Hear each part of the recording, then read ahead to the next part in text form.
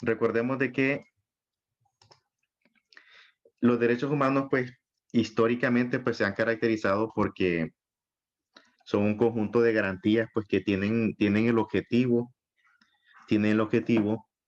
de garantizar, pues, nuestra protección y nuestro bienestar.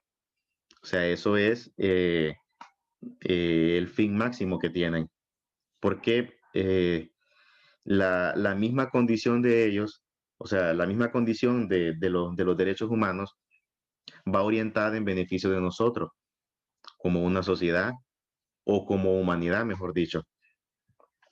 Es por eso, pues, que anteriormente les habíamos explicado que esa es la condición característica de los mismos. Es decir, por eso son de carácter internacional, porque van más allá de lo que es una legislación o una regulación de un país. Vamos a ver.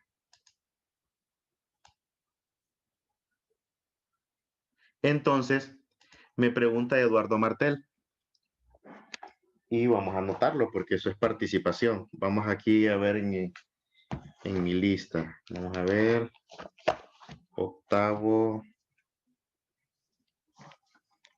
A. Hoy es 8/10 del 2020. Eduardo Martel me hizo una pregunta y me pregunta qué pasa, Mía Mendoza, qué pasa con los países que no cumplen con los derechos humanos. Muy bien. Recordemos que, solo voy a anotar a Mía. Vamos a ver, Mía Mendoza Wanray. Ah, no, ya la había anotado ya. No sé por qué. En el mundo vamos a encontrar que más de algún país no cumple con esas regulaciones.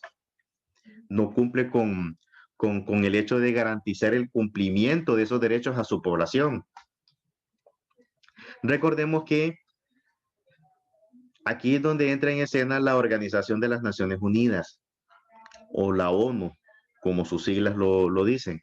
La ONU, recordemos que es la máxima entidad en el mundo porque prácticamente agrupa a todos los países del mundo. Todos los países en el mundo tienen representación y tienen pues su asiento en la ONU. La ONU es una organización que se crea con el objetivo de buscar la convergencia de todos los países del mundo y en pro de esa convergencia también buscar lo que son beneficios para la humanidad. Promover políticas que ayuden a resolver los problemas del mundo, promover políticas que ayuden a unirnos más como humanidad, evitando lo que son las diferencias a nivel político. O sea, trata de marcar y de trabajar en lo que son esos escenarios. Profe, Dígame, tengo una pregunta. dígame. ¿Qué pasaría si en la actualidad no existiera la ONU? Bueno, para a eso más o menos va orientada casi en esa la pregunta de, solo termino de completar la idea de Martel, ¿ok? Y vamos a esa parte suya ahí. Entonces, vamos a ver otro. Sí, ya le digo, ya le explico, permítame, Jeremy. Jeremy, vamos a ver. Martel. Y el que me hizo la pregunta es David, ¿verdad? Daniel, Ah, Daniel, sí, perdóname. Siempre confundo tu nombre. Bueno, entonces, la ONU se crea bajo ese objetivo. Y aparte de buscar la promoción de lo que son políticas en beneficio de la humanidad, también crea lo que es la Declaración Universal de los Derechos Humanos. Recordemos que desde el momento en que nosotros como país integramos la ONU, no solamente gozamos de los beneficios por el simple hecho de formar parte de la ONU, sino también adquirimos responsabilidades. Y esa responsabilidad es la de cumplir con los tratados y convenios internacionales que hay. Recordemos que los países suscriben esos tratados internacionales y desde el momento en que lo suscriben tienen que cumplirlo. Ahora, ¿qué pasa cuando no se cumplen y cuando un gobierno no cumple con esos convenios al violentar los derechos humanos? Bueno, lo que se hace es que se abre lo que es una línea de investigación. Primero se tiene que documentar, se tiene que comprobar, por ejemplo, porque cuando hablamos de países, automáticamente los que están al frente de los países son los que adquieren la responsabilidad, es decir, los gobernantes, porque ellos son los que establecen las políticas en sus gobiernos locales y en todo caso con sus políticas ellos son los que violentan los derechos humanos.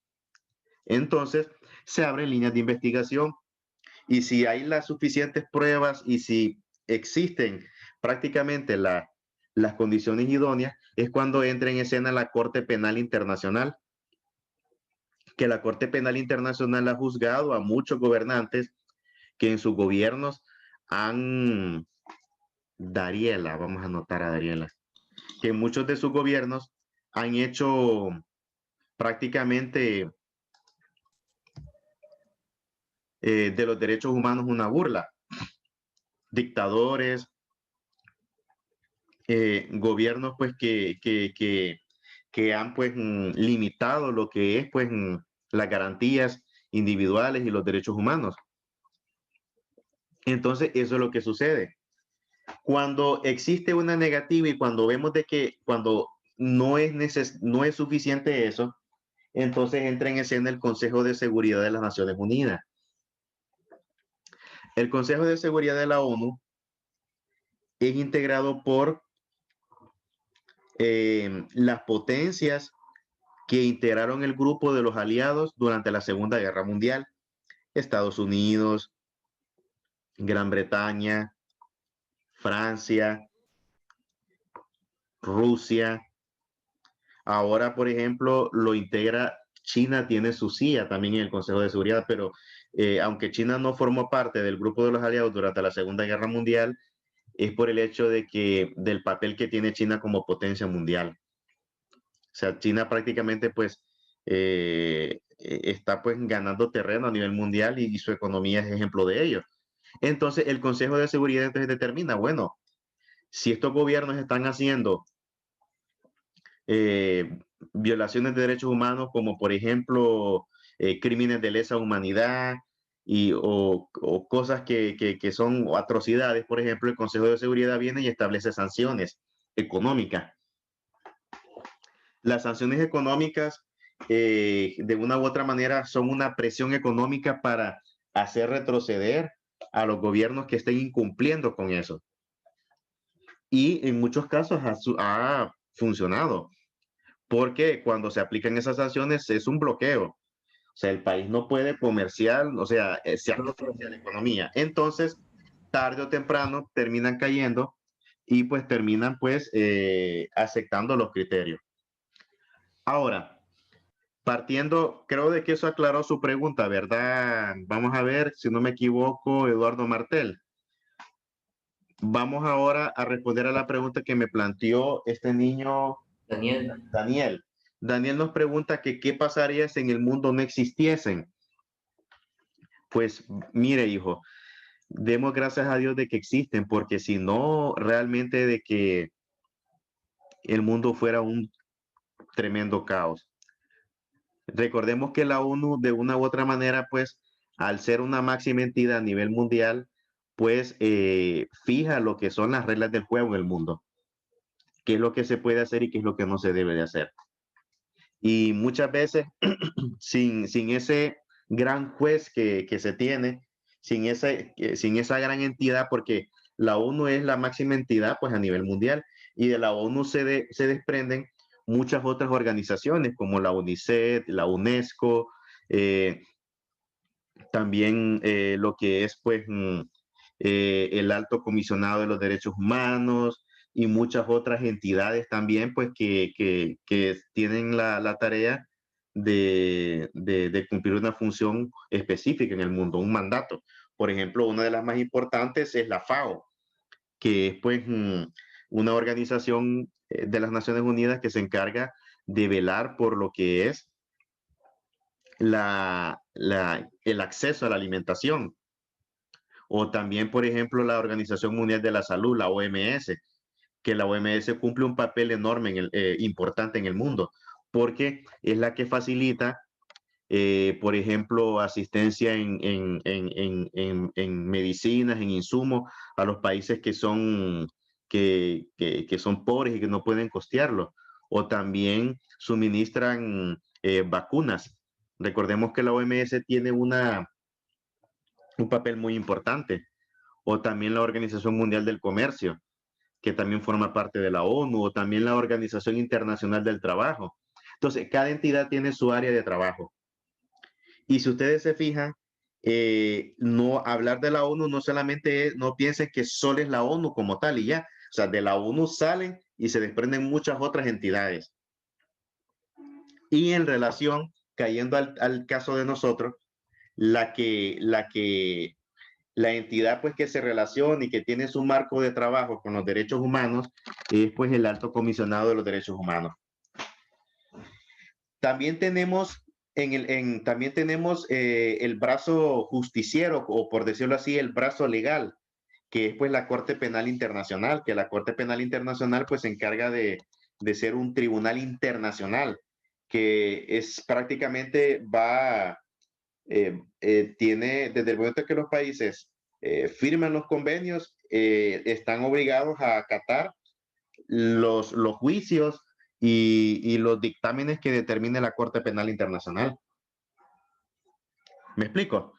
Entonces, vemos de que en eso consiste. Ahora, si no existiera esto, jóvenes, créanmelo de que fuera la ley del más fuerte. Es decir, recordemos que nosotros como sociedad y como humanidad tenemos que regularnos y tenemos que regularnos en base a lo que son, pues, cuáles van a ser las reglas del juego. Es muy sencillo en un trabajo. ¿Cómo sería, profe, sin los derechos humanos? No sé, en primer lugar, por ejemplo, usted no tendría la garantía de que se le respetasen sus derechos, el acceso el derecho a la vida, el acceso a la salud, a la educación, ¿me explico? Y muchas otras Voy a hacer un cuestiones. relajo, profe. Habría un solo desorden, exactamente. Los gobiernos no cumplirían. O sea, imagínense como el hecho de que en el mundo deben de existir reglas y que las reglas son importantes para establecer lo que es el orden. Es como el ejemplo que les iba a dar. Deme su nombre, hija, para anotarla. Dana. Dana. Es como, demos un ejemplo, vaya, en un trabajo. Digamos, Dana, que usted en su trabajo, cuando llega a una empresa, la empresa establece sus reglas, cómo debe ir vestida, qué es lo que debe de hacer, qué es lo que no debe de hacer, a qué hora va a llegar. Esas son las reglas de la empresa. Y si usted pues cumple con lo que son esas reglas, no va a haber ningún problema. Si usted cumple con lo que son cada uno de esas disposiciones, no va a haber ninguna inconveniencia. Entonces, lo mismo es con cada uno de los países a nivel mundial. Se tienen que cumplir con cada una de esas normativas, porque el hecho de que, por ejemplo, nace un país y ese país pues ya obtiene el derecho a formar parte de la ONU. No es que solamente va e ingresa y ya estuvo. No, ese país tiene que firmar tratados internacionales, tiene que firmar protocolos internacionales. Vamos a anotar a Merlin que viene ingresando. Protocolos internacionales. Y una vez que se Buenos firman... días, profe, disculpa, ya pasó lista. Ya lo anoté ya. Una vez que se firman esos tratados, cada uno de los estados tiene la obligación de cumplirlos. Y esos estados, aquí también hay que aclarar algo, jóvenes. Todos esos tratados internacionales y esos convenios internacionales van orientados a beneficiar a las poblaciones a nivel mundial, es decir, a todos nosotros. Dígame, vamos a ver quién quiere. ¿Qué pasaría si un país rompe alguna de las reglas de los derechos humanos? ¿Cómo se llama usted? Carlos Arturo. Sí, ya di el ejemplo, hijo, cuando me lo planteó Daniel. Esa fue la misma pregunta que me hizo Daniel. Y detallé claramente cuáles son las medidas coercitivas que se aplican y en este caso cuál es el papel que tiene pues el Consejo de Seguridad de las Naciones Unidas. También tenemos, hay otra cuestión que, bueno, que vale mencionarla, que es pues la Policía Internacional, lo que es la Interpol, que no va relacionada directamente con los derechos humanos, pero que sí con lo que son pues delitos de otra índole. Pero en el caso, por ejemplo, el Consejo de Seguridad es la entidad donde lo que decida tiene que cumplirse. Y los países que no cumplan con las normativas, pues se les aplican sanciones, se les aplican una serie de vetos que van tratando de hacer pues retroceder a estos países en esas políticas que son dañinas para sus poblaciones. Profe, Una de ellas son las sanciones económicas. Cuando yo hablo de sanciones económicas, para responder a la pregunta, bueno, volver a responder la pregunta que ya la había, las sanciones económicas tienen ese objetivo de generar presión, de hacer que los países vean, recordemos que la presión económica es prácticamente pues la medida más, muchas veces más eficaz, porque al bloquearse sus economías, prácticamente pues están de brazos cruzados. La única solución es cumplir. Y como somos un mundo globalizado, como somos un mundo interconectado, no podemos aislarnos. Tenemos que depender de lo que es el comercio. Vamos a ver, ¿quién era el que quería pedir la palabra? yo, profe, yo. Daniel. Sí. Ajá, Y dígame, pues Daniel. diríamos, si la ONU ve que en un país no funcionan ya esas sanciones económicas, ¿a qué opción recurrirían ellos? Cuando las sanciones económicas no surten efecto, que es muy raro, francamente es muy raro, entonces lo que se hace es que por medio de votación el Consejo decide entonces enviar misiones de paz. Recordemos que en el mundo, y es en el caso de América, Haití tenemos ese ejemplo. Haití es un estado fallido. Cuando hablamos de un estado fallido, estamos hablando de que un gobierno ya se le salió de control todo. No es capaz de cumplir con su función como gobierno. Es una tierra de nadie. Existe, cada quien jala por su lado.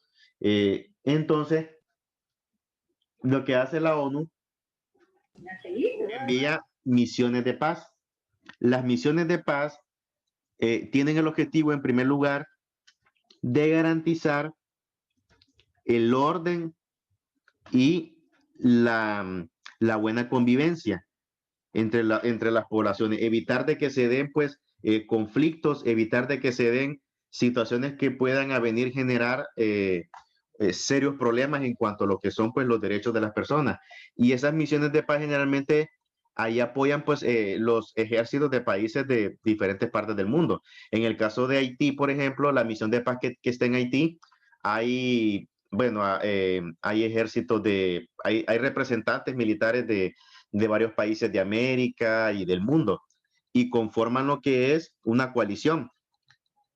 Se les da equipo. Ya les voy a dar un ejemplo. Aquí les voy a buscar un ejemplo solamente para que vean cómo son y qué tipo de, vamos a ver, misiones de paz.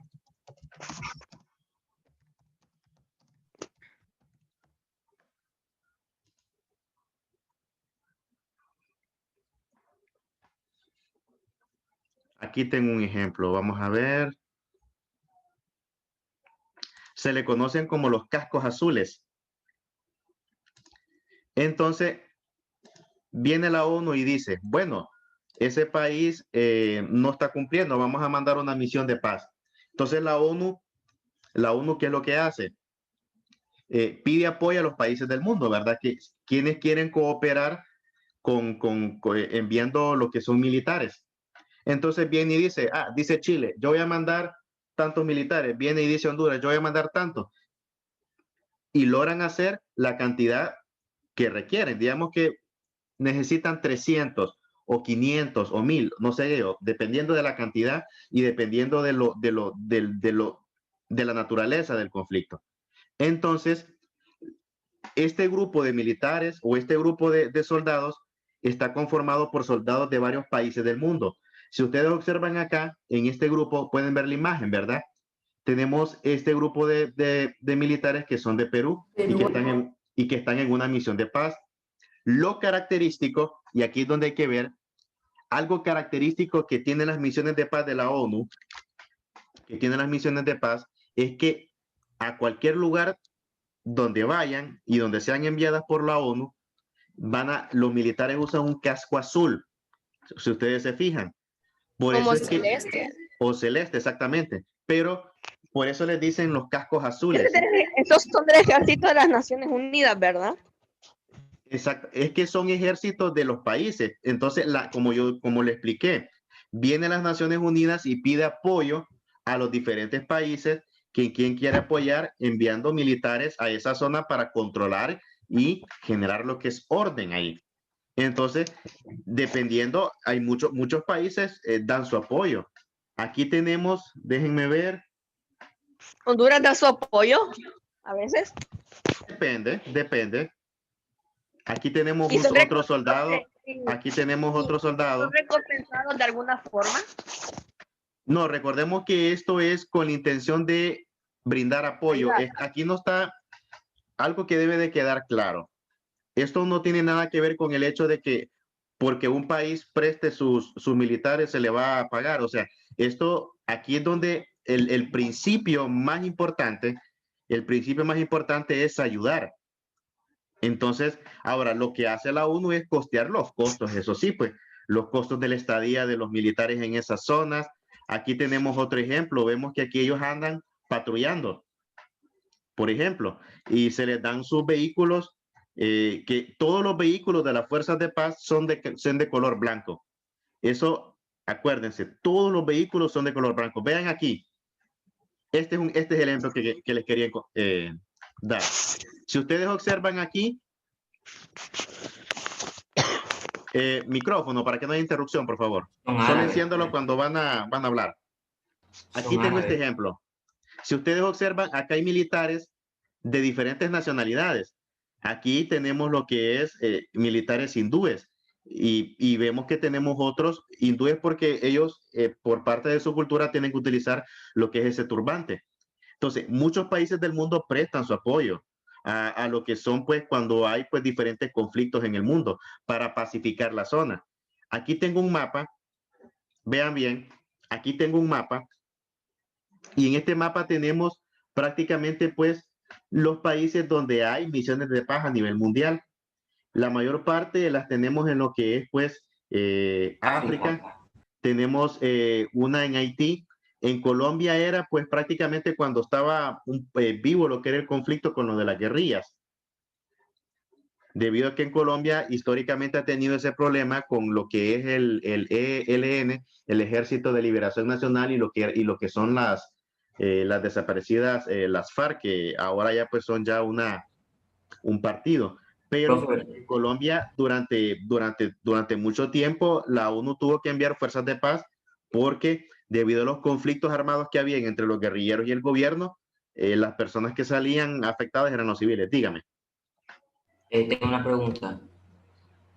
A los países que tienen los altos rangos en la ONU, ¿se les paga o no? ¿Cómo así, hijo? Repítame la pregunta. O sea, que por ser los países que tienen el nivel más alto, se les da más como apoyo o algo así. No, todo es por igual. No, si harían eso, estarían siendo excluyentes. Recordemos que la ONU, cuando hace o fija sus políticas, lo hace por igual. Ahora, recordemos que por el hecho de estar en la ONU también todos los países tienen que aportar, pues, económicamente para poder mantenerla y para poder mantener también lo que son estas fuerzas de paz a nivel mundial. Aquí vemos cada uno de los países. En África es donde mayor problemas han habido. ¿Por qué? Porque ahí han habido conflictos, guerras civiles, y en las guerras jóvenes la población civil es la que más sufre. Entonces envían a esos militares con la intención de evitar que se den, por ejemplo, crímenes. Ajá, dígame. Hay un líder en la ONU. Sí, la ONU elige, por ejemplo, a lo que es, pues, el secretario general, y al frente de cada institución al frente existe también una persona que está al mando de la ONU.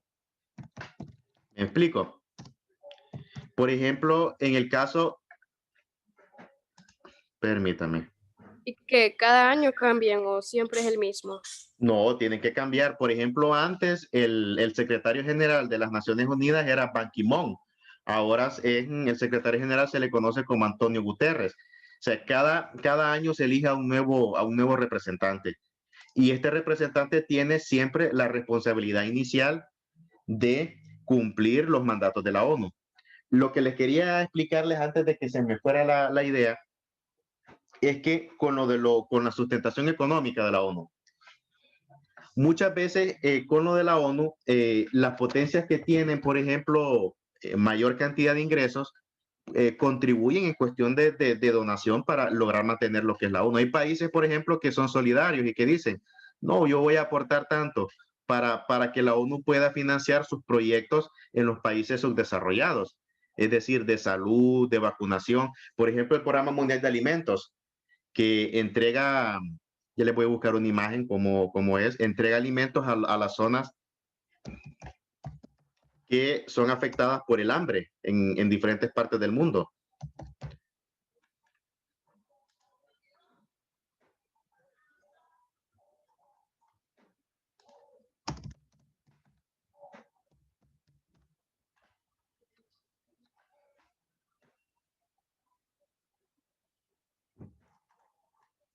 Permítame.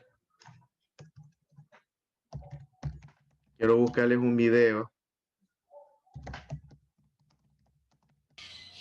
Como muchas veces, aquí está, ¿ve? Aquí lo encontré, ¿ve? Entonces, imagínense que la ONU también es una, miren jóvenes, no, perdón, no era este que iba a compartir. La ONU es una organización tan grande, jóvenes, que tiene pues muchos campos de acción. En este caso, ustedes ven este avión, ¿verdad? Que dice un avión de color blanco y que ven que está tirando cargas. El Programa Mundial de Alimentos muchas veces hay muchas zonas del mundo que no se pueden llegar ni por carro porque son extremadamente inaccesibles y tampoco como no tienen aeropuertos no pueden aterrizar aviones. Entonces, lo que hacen muchas veces las Naciones Unidas para llevar alimentos a esa zona, que envían sus aviones y son lanzados desde el aire, lo que son los cargamentos. Ahora, esos cargamentos al ser lanzados se activan lo que son paracaídas y de esa manera pues caen en lo que son pues, aquí está, ¿ves? Ahí véanlo, ¿ves?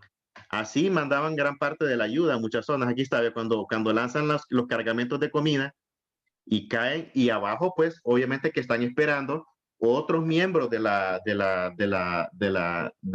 ONU para canalizar lo que es pues el alimento.